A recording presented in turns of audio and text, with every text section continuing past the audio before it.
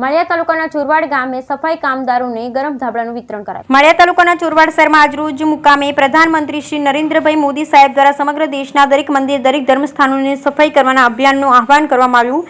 ત્યારે શહેરની દરરોજ સફાઈ કરતા કામદારોને સાંસદ શ્રી રાજેશભાઈ ચુડાસમાના માર્ગદર્શન દ્વારા દરેક સફાઈ કામદારોને ગરમ ધાબળાનું વિતરણ કરવામાં આવ્યું। સાથે સાથે દરેક સફાઈ કામદારોને અયોધ્યાથી આવેલ અક્ષત પ્રસાદી પણ આપવામાં આવી। Bureau report Vimal Rai Kundaliya. જય શ્રી રામ।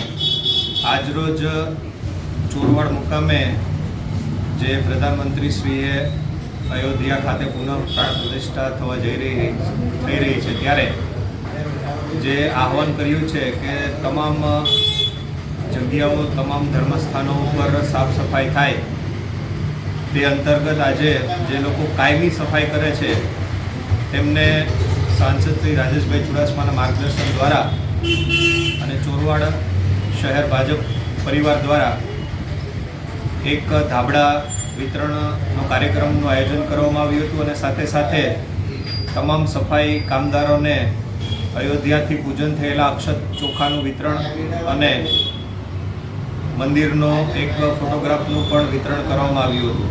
જય શ્રી રામ।